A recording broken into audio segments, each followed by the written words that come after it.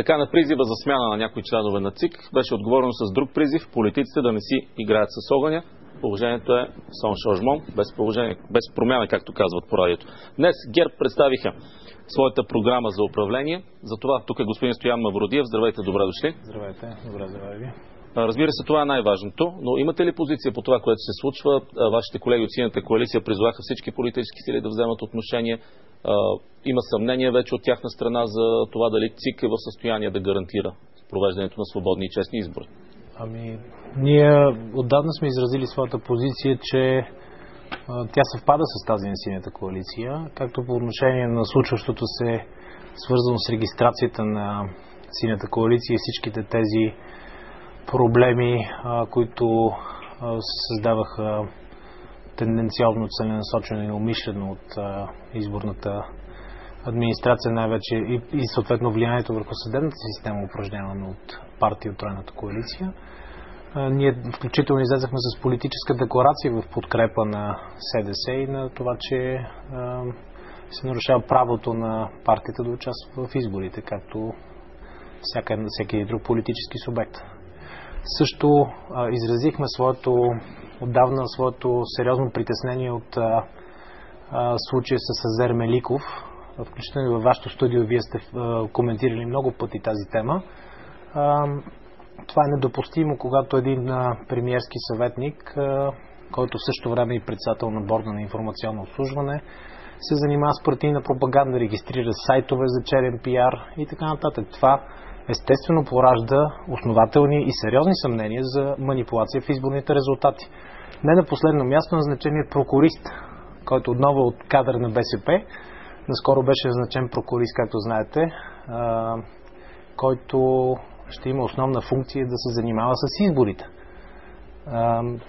Мисля, че коментарът е излишен. Всъщност фактите говорят сами за себе си, че БСП очевидно иска да контролира с цел манипулация изборните резултати.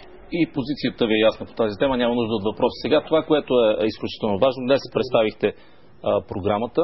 Разбира се, някой, който пожелава, може да я прочете цялото, но повечето хора знаете, че няма да го направят. Добре, основно какво правите? Нашата програма, мисля, че на първо място има за пръв път се появява един политически продукт, който е доста подробен и изчерпателен във всяка една сфера от обществения живот, включително секторни политики отново във всяка една сфера, като се започне от здравеопазване, образование, чак като стигнем до сектора на водите и управлението на водите, минайки през екология, култура и всички останали важни сектори в държавата. Това със сигурност е така. Във всяка програма са изброени всички сектори.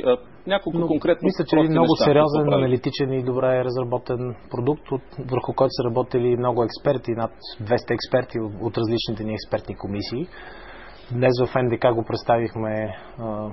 го представи също внушителен брой хора от различни комисии, около 20 човека бяхме, които представихме различните секторни политики. Така че мисля, че това показва от една страна нашата възможност да създаваме сериозни политически и икономически продукти под форма на програми, от друга страна контрапункт на тезата, че ГЕРБ няма експертен потенциал. Напротив, ГЕРБ има един много сериозен и много качествен експертен потенциал. В контекста на кризата актуален става въпрос и за актуализация на държавния бюджет. Какво да очакваме, ако стане така, че ГЕРБ е част от управлението след изборите? Първото нещо, което ще започнем е това актуализация на държавния бюджет, защото ние отдавна казахме, че така наречения антикризисен план Станишев всъщност не съществува. Няма такъв антикризисен план. Това е само една красиво звучаща опаковка. Всъщност антикризисният план Станишев преразказва мерките, заложени в бюджета на това правителство за 2009. И той е изключително нереалистичен, както по отношение на приходната част, в която те очакват по-малко приходи с около 6-7 милиарда по изчисление на самото финансово ведомство, което всъщност представлява, господин Бедров, около 20-25% по-малко приходи в приходната част на бюджета. То ще го актуализирате в посока да намалите разходите. Всъщност този бюджет е фалирал от сега.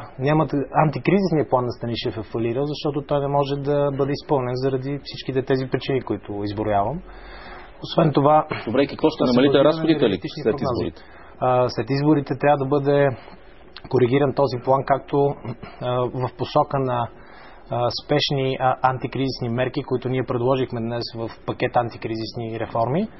От друга страна трябва да бъде коригиран задължително с намаляне на разходи, които не са нужни или които биха могли да бъдат премахнати, защото има по-приоритетни разходи, например разходи за пенсии, разходи за социални плащания и други разходи, които държавата за образование и за здравеопазване, от които държавата не може да се лиши.